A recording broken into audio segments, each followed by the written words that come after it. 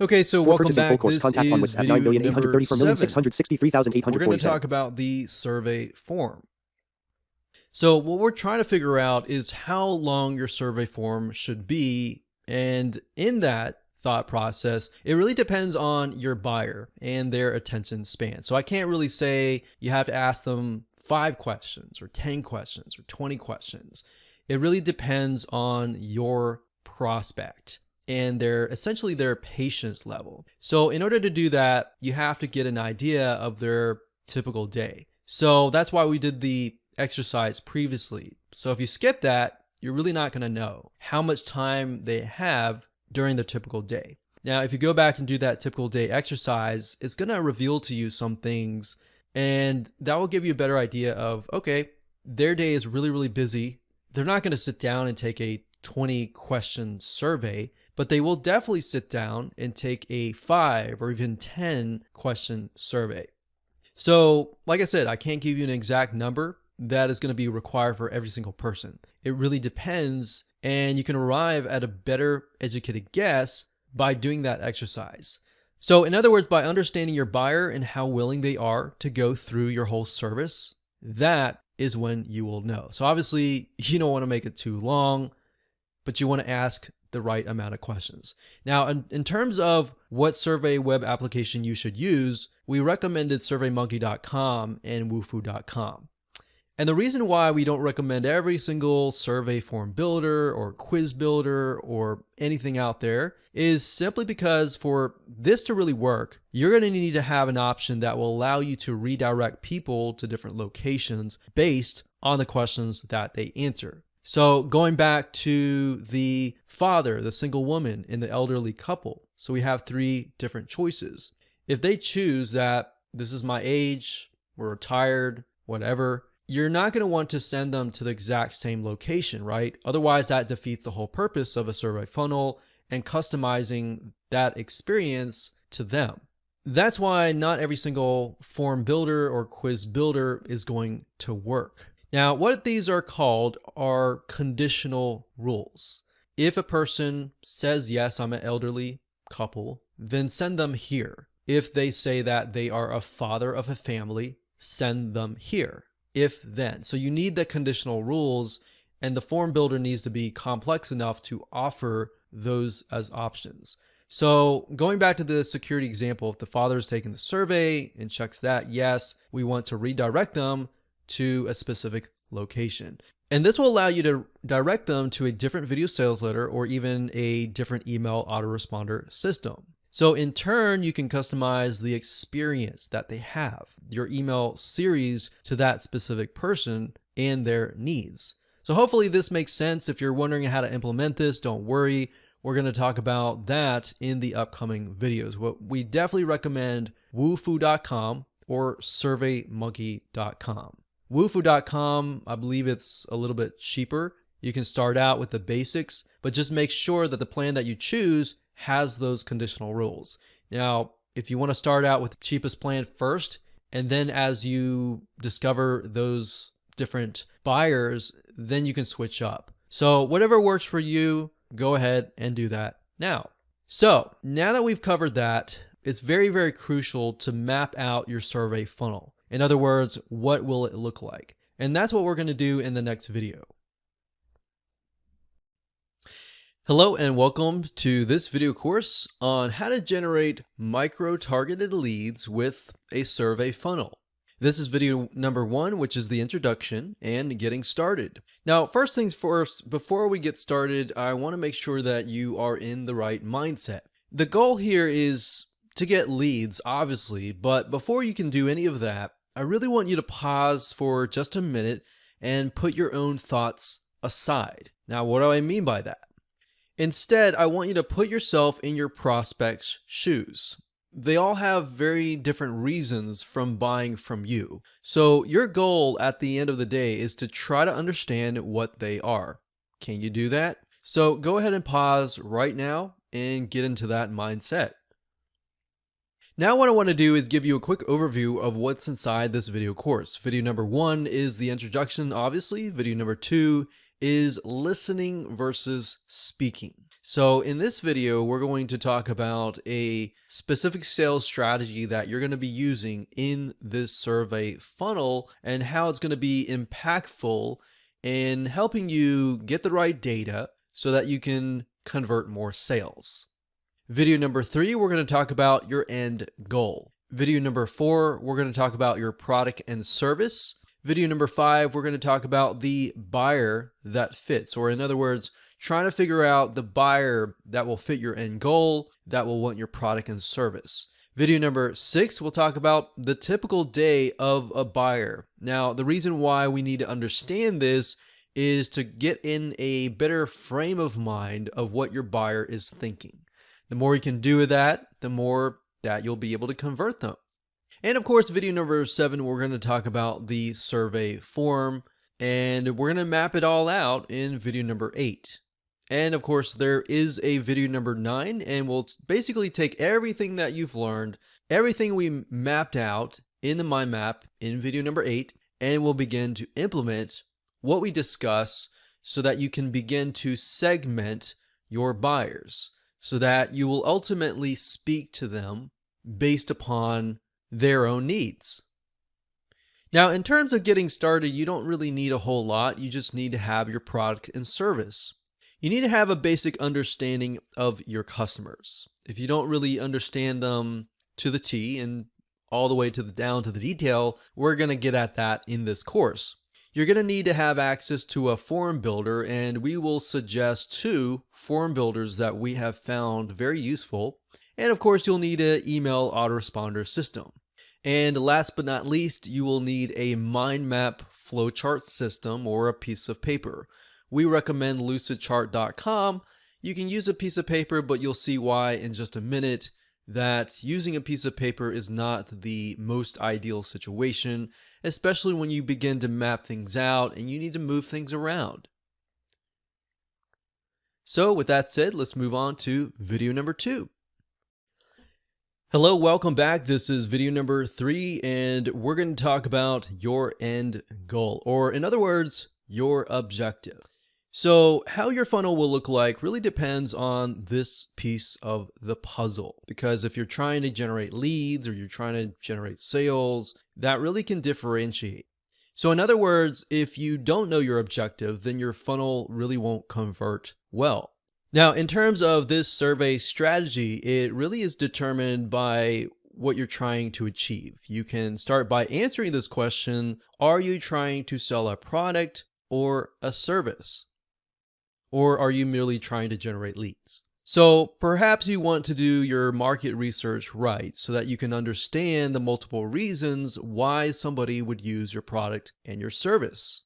Now, you can ask people to take a survey and choose from a list of reasons. You can even tailor the autoresponder series or even sales video that you send them to, and send them to a specific video that will cater to them. So this will make more sense in just a minute if it is a little bit confusing. So this is so crucial because this empowers you to literally speak to a person's needs, and by doing so, you will get higher conversions. So in other words, what I'm talking about here is, let's say you take initial survey and you find out there are 3 main reasons why somebody buys your product and service.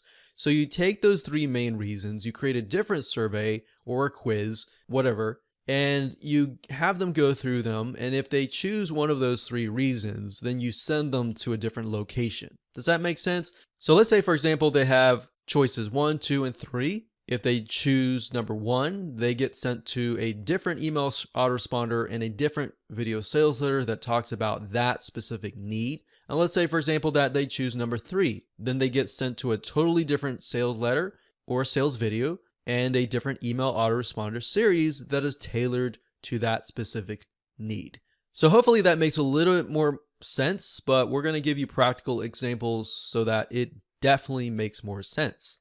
So for example, if you were to sell a security product, you could be selling to a father, a single woman, or an elderly couple. Now, if you approach the situation generically, you would usually sell it as a security product to promote one's family. Now, as this example is going to show you why, if you're going to speak to all 3 of those types of people, the same way, it's actually going to not be as impactful. So believe it or not, these three types of people would have completely different needs. For example, the father is going to be concerned about his family, whereas the single woman, she doesn't really have a family, it's just her. She might have some pets or dogs or cats or bunnies or whatever, but the single woman may be concerned about her safety and her pet's safety. Then you have the elderly couple who have totally different needs as well. Now, by speaking to them as if they were individuals, thoughtfully considering that each of them have very specific needs, your conversion rate will skyrocket, right? Because if you're talking to the father, you're saying, hey, if you're a father, blah, blah, blah, or hey, if you're a single woman, or hey, if you're an elderly couple, they're going to resonate with that, right? So are you trying to qualify a lead before they are approved into your service? Because when it comes to offering a service, you want to figure out if the prospect is the best fit for you and vice versa.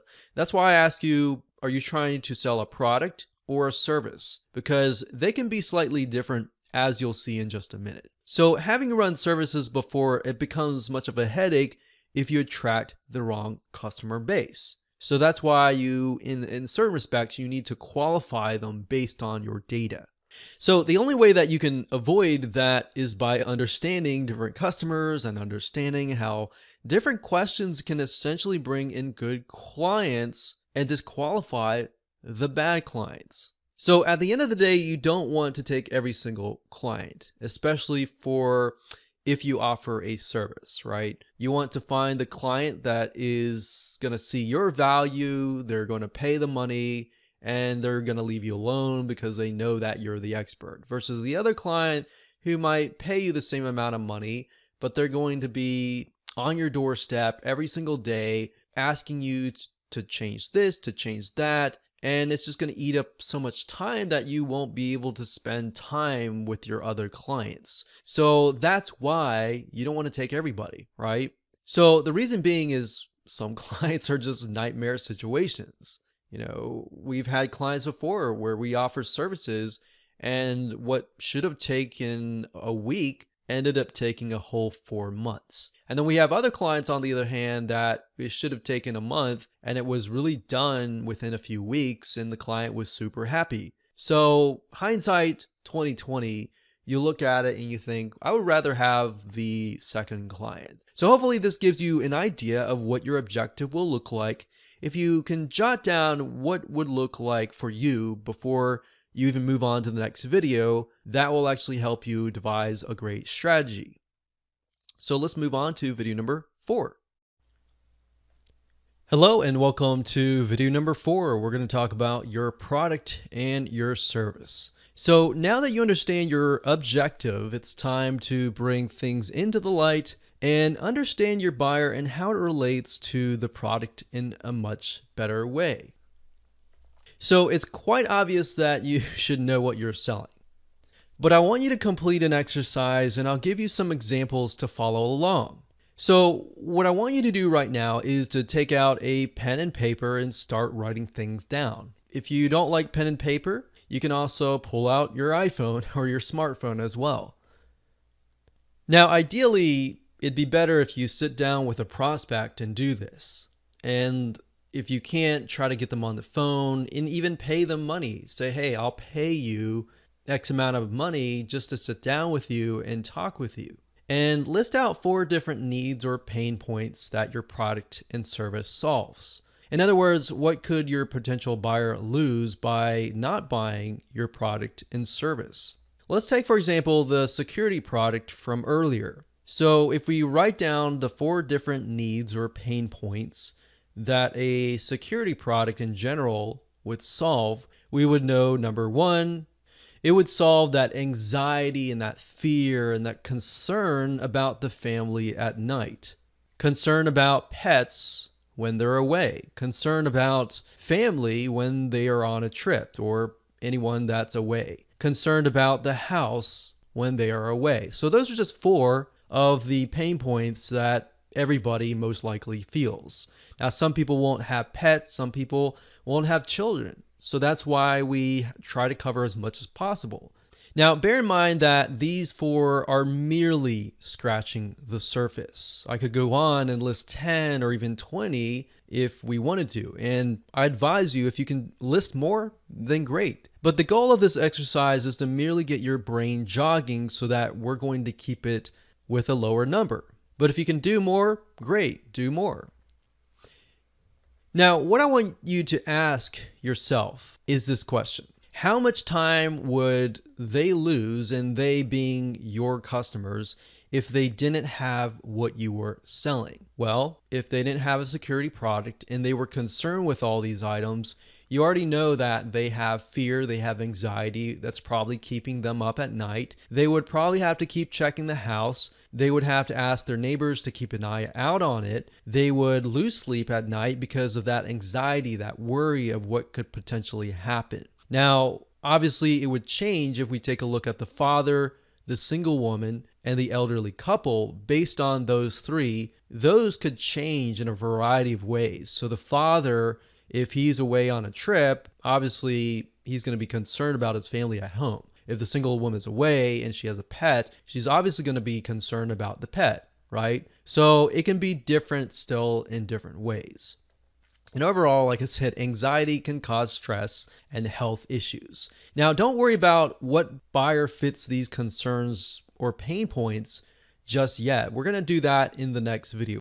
What I'm trying to do here is merely get your brain jogging so that you can start thinking about these pain points and these loss of time and loss of something. So with that said, if you have not jotted down the pain points and the concerns, plus the time lost that your buyers would face without getting your product and service, go ahead and do that right now. Feel free to pause this video and then unpause it when you are done.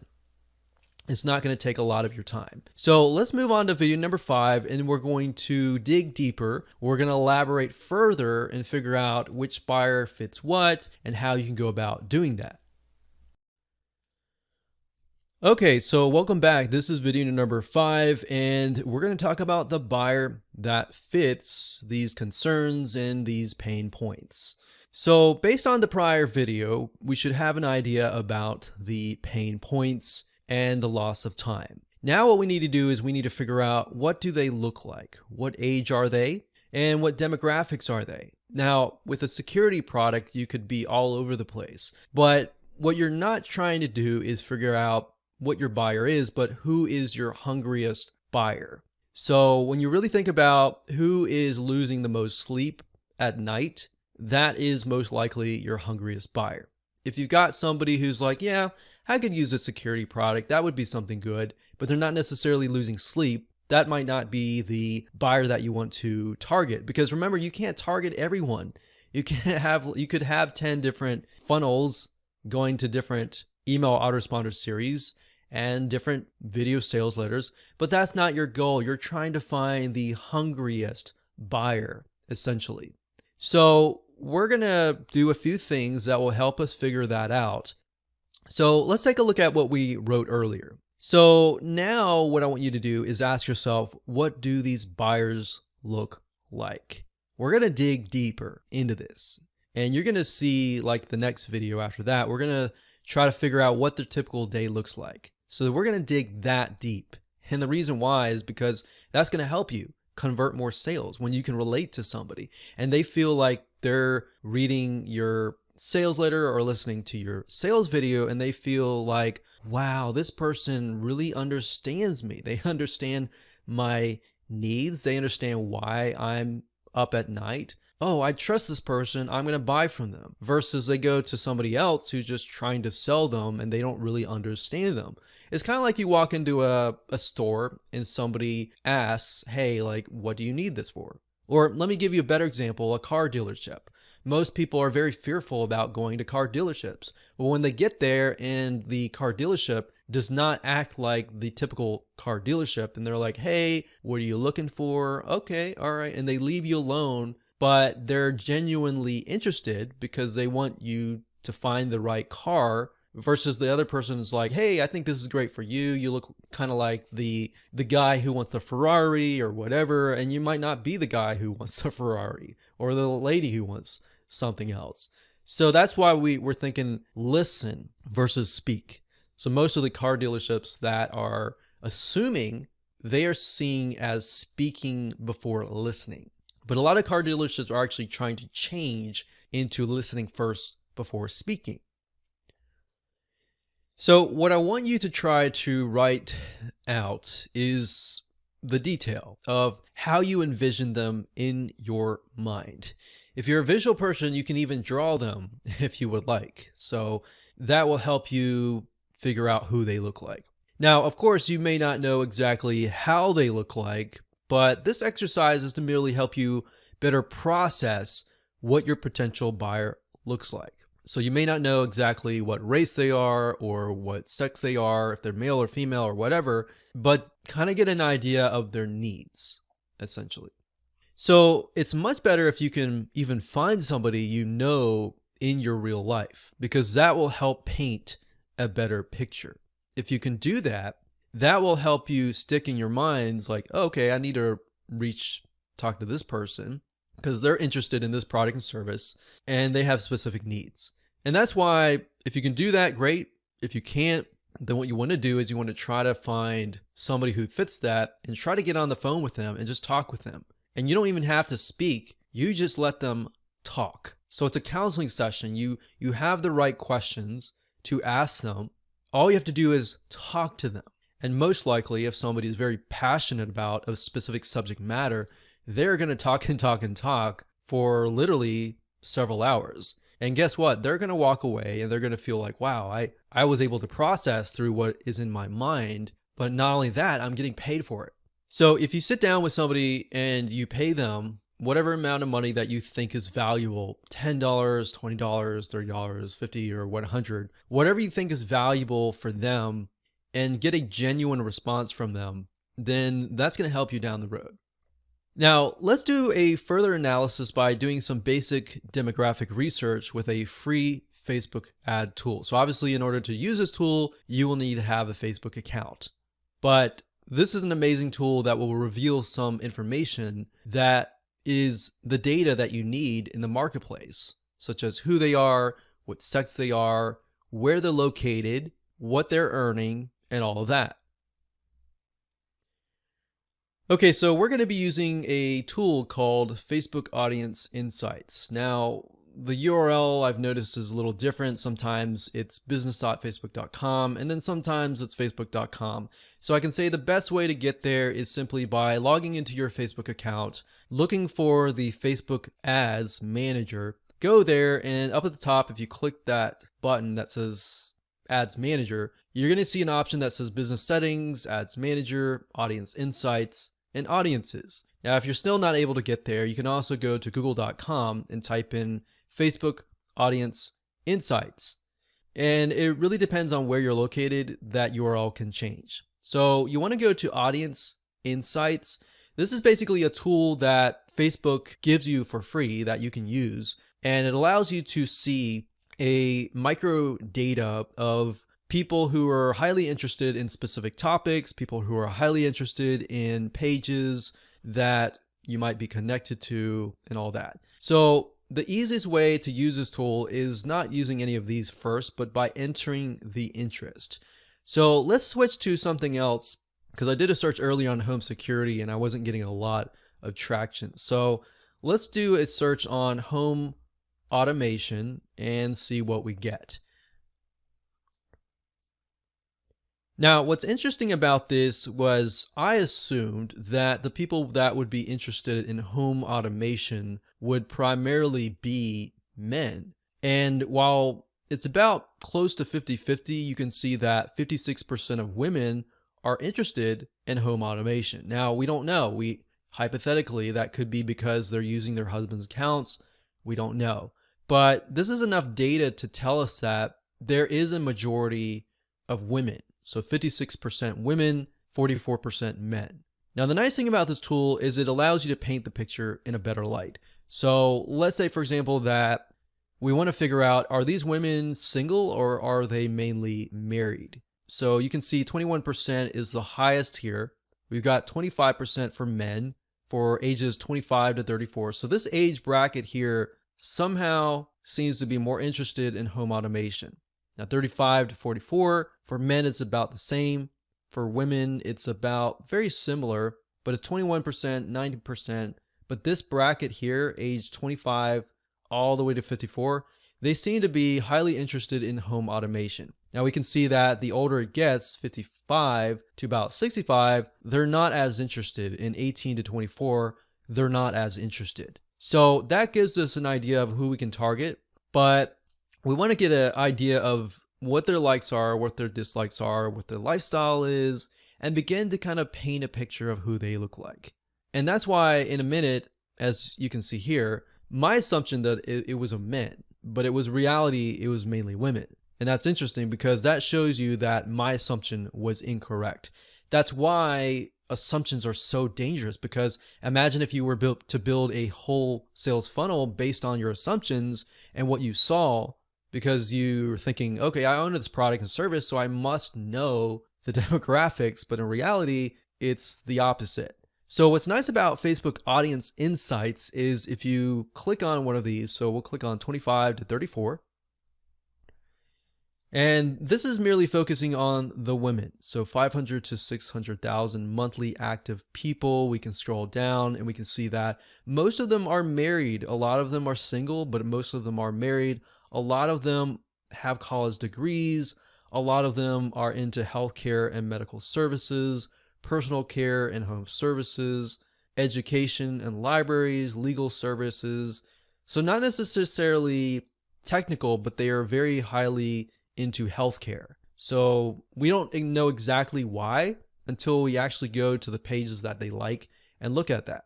So we can see business and finance, that's sort of techie. But let's scroll back up and look at the page likes.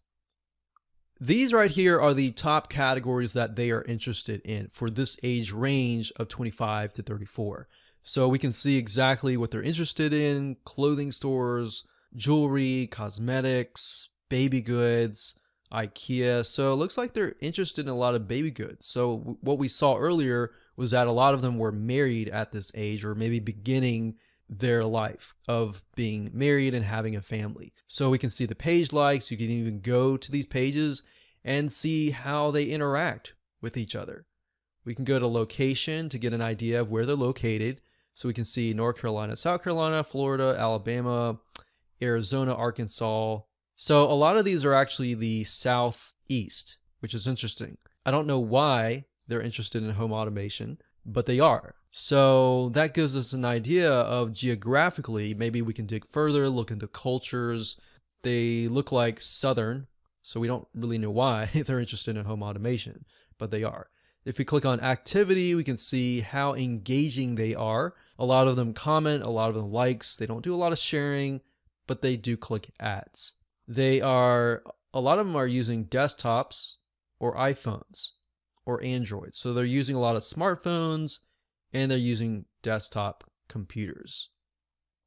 So that gives us an idea of who we're dealing with. If we go back to demographics, the nice thing about this is you can paint a picture for this particular demographic, but if you wanted to move on to, let's say, men ages 35 to 44, we click that with our mouse, and Facebook is going to give the data for that particular segment. So if we scroll down, we can see a lot of them are married. A lot of them have college degrees. There's IT, technical services, mathematics, engineering, veterans. So that's interesting because a lot of these men are having jobs that are highly technical. And that makes sense. They are into home automation because they're highly technical. So looking at the women, however, on the other hand, a lot of them are healthcare. So digging further into that and trying to figure that out would be beneficial to you. So maybe even finding somebody who's that age, who's into healthcare, maybe a nurse or something like that, and sit down and talk with them, and they're interested in home automation. That will give you a better idea of who you're dealing with. So like I said earlier, you're not trying to target everybody and all the buyers out there. You're trying to target a specific segment of people who are very, very interested and highly hungry in terms of a buyer. So that's how to use Facebook Audience Insights to gather even more data and more information about your buyer. What I want to do now is dig further and deeper into their typical day.